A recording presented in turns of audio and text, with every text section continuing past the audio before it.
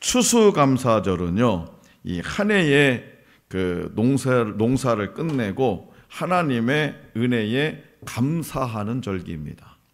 영국에서 미국으로 이주한 청교도들이 1621년 미국 매사추세츠 플리머스에서 하나님께 감사하며 예배 드린 것을 그 유래로 보는 것이 일반적입니다. 미국의 영향을 받은 한국교회는요, 1914년 11월 셋째 주일을 추수감사주일로 지키고 있습니다. 보네퍼 목사님은 성도의 공동생활이라는 책에서 감사에 대해서 이렇게 말합니다. 우리는 하나님께서 우리에게 행하신 일에 대해 감사합니다. 우리는 하나님께서 주지 않은 것에 대해 불평하는 것이 아니라 날마다 우리에게 주시는 것으로 인해 감사합니다. 이것이 바로 성도의 참된 모습입니다. 자, 그렇다면 하나님께서 우리에게 행하신 일에 대해 우리는 어떻게 감사할 수 있을까요?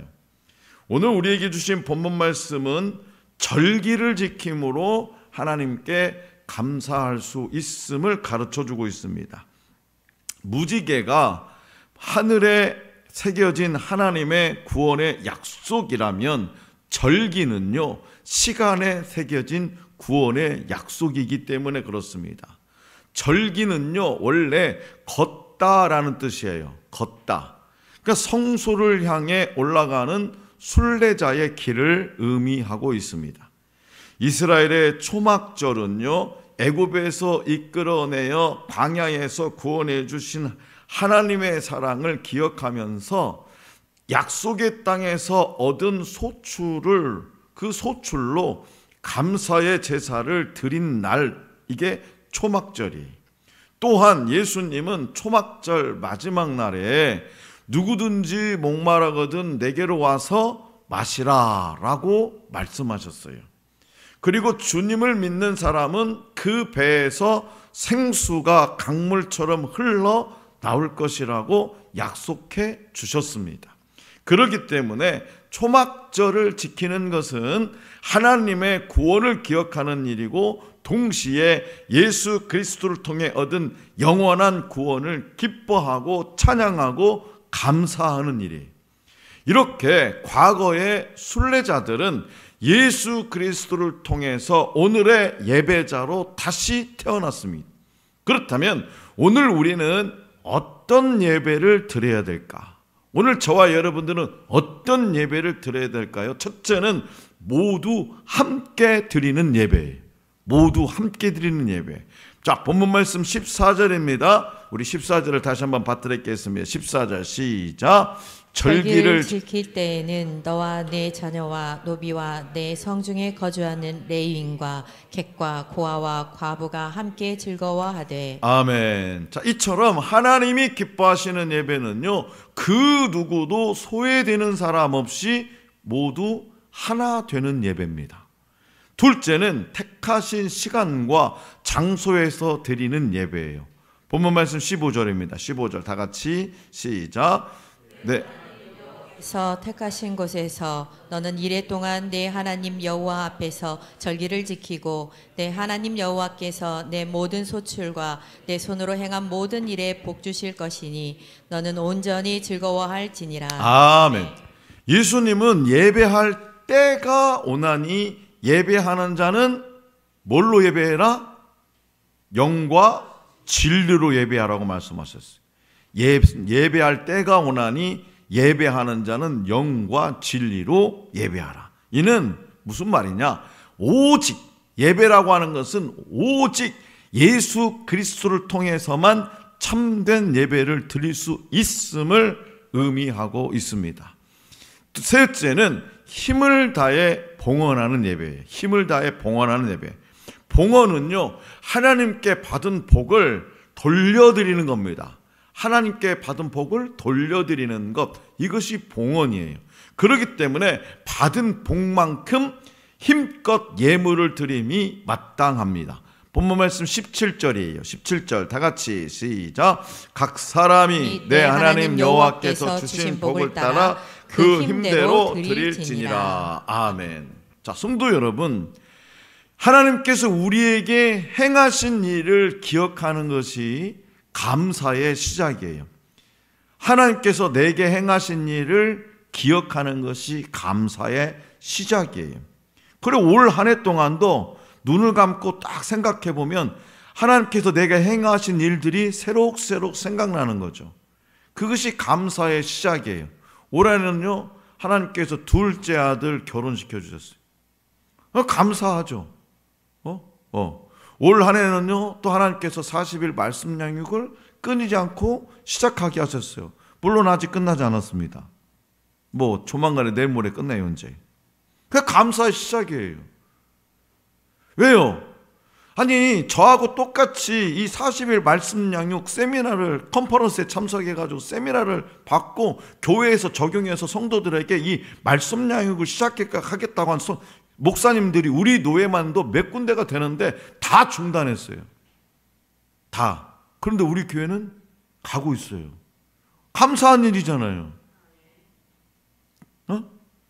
그래서 그래서 시편 기자는 이렇게 고백해요. 감사로 제사를 드리는 자가 나를 영화롭게 하나니 그의 행위를 옳게 하는 자에게 내가 하나님의 구원을 보이리라. 그러니까 감사는 너무나도 중요한 거예요. 너무나도 중요한 거. 하나님과 가까이 하면 가까이 하게 하는 방법, 그게 뭐냐? 감사예요. 감사하면 하나님 앞에 가까이 붙어 있을 수 있어요. 그래서 감사의 고백은요, 한 인격의 성숙을 가늠하는 저울이고요, 신앙의 깊이를 재는 잣대이기도 합니다. 또한 감사는 은혜와 복을 내 안으로 모시는 입구요, 불평은 믿음이 떠나가게 하고 소망을 소멸하게 하는 출구예요. 우리는 흔히 소유와 환경이 삶의 풍요와 궁핍을 가른다고 생각하지만 사실은요, 감사 고백이 삶의 질을 결정짓어요. 삶의 질을. 그렇다면 우리가 이 하박국, 감사하면 누구 딱 떠오르는 게 하박국 선지자잖아요. 그 하박국 선지자의 기도와 감사 고백 앞에 우리가 머리를 숙이는 이유가 그럼 뭐냐? 그것은 바로 하박국 선지자가 어떤 소유와 환경을 초월한 그런 감사를 했기 때문에 그래요. 내가 가진 것, 내가 처해 있는 이 환경을 초월한 감사. 그래서 우리는 그 하박국 선지자의 감사에 고개를 숙이는 거죠. 그리고 이쯤 되면 이제 열이 확 올라오니까 히터 좀 끄고, 꼭 설교를 들어갈 때는 히터를 좀 꺼주세요. 아셨죠? 네. 자, 비록 인간의 생존과 일상생활 영위를 위한 가장 기초적인 것들을 공급받지 못하더라도 하박국 선지자는 절대 감사로 하나님께 영광을 돌리겠다는 그런 고백입니다. 하박국은 유다 왕 중에 가장 개혁적인 요시야 왕이 죽은 후 여호야김 시대에 살았던 선지자예요. 여호야김은 어떤 왕이냐? 요시야 왕의 개혁을 싹 다 망쳐놓고 우상 숭배를 했던 왕입니다. 그 밑에서 부자들은 어떻게 합니까? 가난한 사람들을 더 착취하고 억압합니다. 하박국은 하나님께서 이런 악을 보고도 왜 일하시지 않는지, 그리고 정의를 왜 이루시지 않는지를 질문을 하죠. 하나님은 어떻게 대답하시냐? 때가 되면 북쪽에 있는 갈대아인들, 곧 바벨론을 통해서 이 악한 유다를 심판하겠다고 대답하세요. 때가 되어서 하나님의 진노가 임하자 하나님은 때가 되어서 하나님의 진노가 임했으니까 하박국은 어떻게, 자기가 기도한 대로 됐으니까 즐거워야 되는데 하박국은 창자가 흔들릴 정도로 두려워해요. 왜 그랬을까요? 전쟁은 극심한 피해죠. 전쟁은 바벨론 군사들은 모든 나무가 다시는 과실을 맺을 수 없도록 밑동을 잘라버릴 것이고 그동안 키워놓은 양과 소도 다 빼앗아 버릴 것입니다.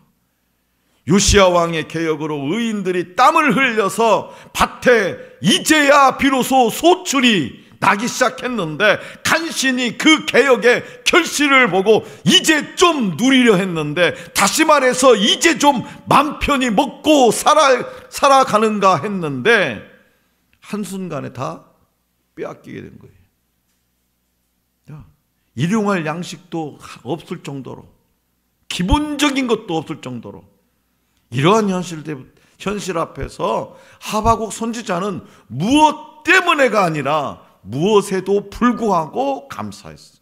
그럼에도 불구하고 감사했다라는 거죠. 비록 무화과와 포도는 열리지 않고 올리브 농사는 망하고 밭곡식은 나지 않아도 감사했어요. 우리 안에, 외양간 안에 있던 양떼는 간데 없고 목장에는 소떼가 보이지 않아도 감사했어요.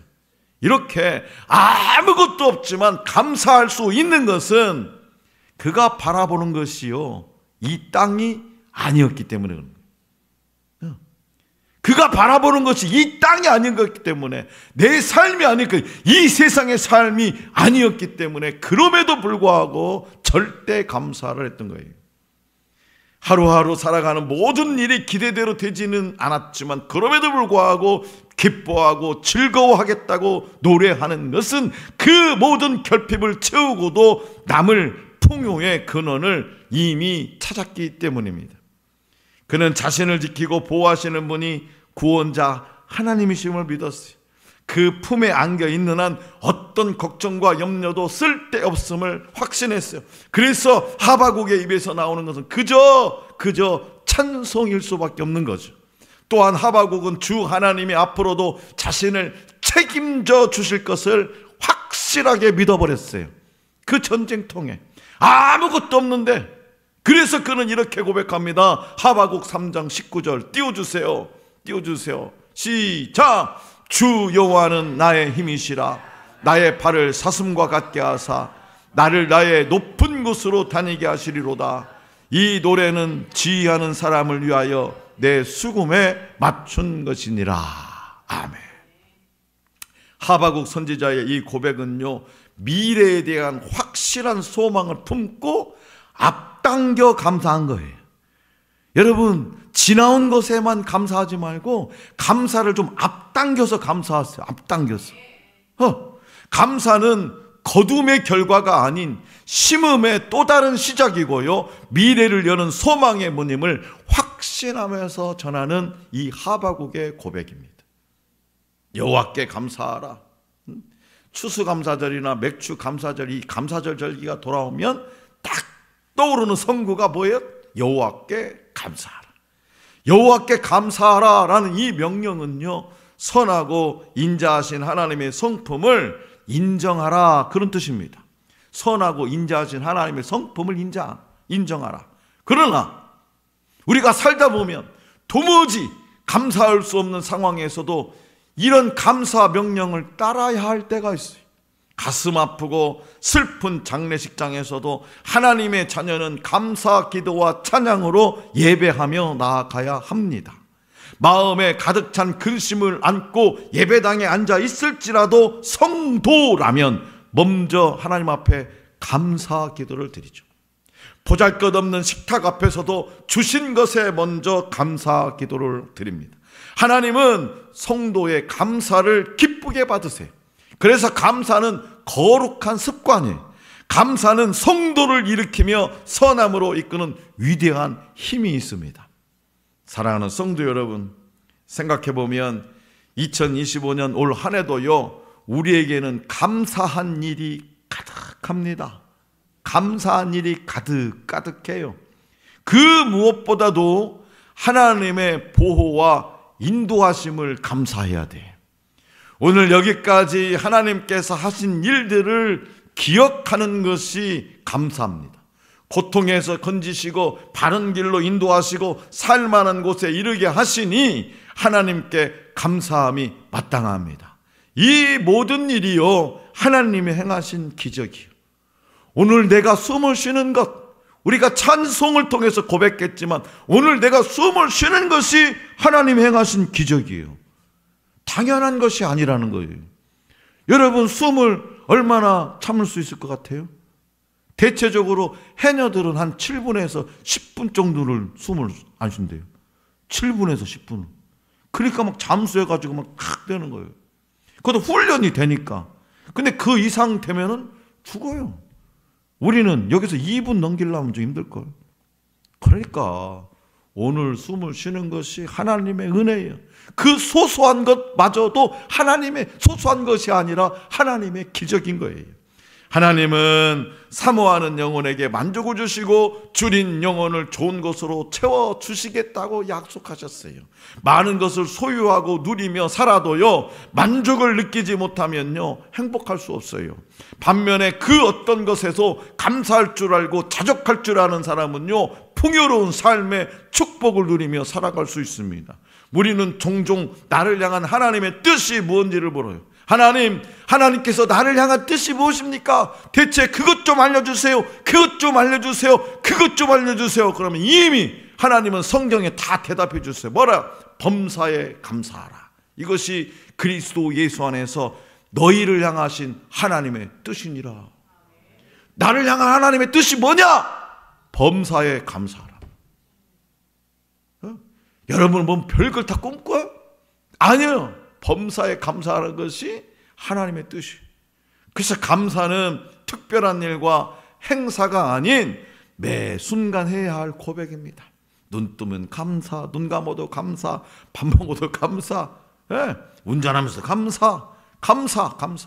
그래서 감사는 신앙의 가장 높은 수위의 고백이고요, 깨달음을 통한 믿음의 최고 수준입니다. 감사는 풍성한 축복을 누리게 하시려는 하나님의 처방전입니다. 그러므로 절기를 주셔서 때마다 주님이 나를 위해 행하신 일들을 기억하고 찬양하며 감사드리는 추수감사 주일이 될 수 있기를 원합니다. 감사를 통해서 하나님의 뜻을 이루고 하나님께 영광 돌리는 삶을 살아가는 우리 모두가 될 수 있기를 간절히 기원합니다.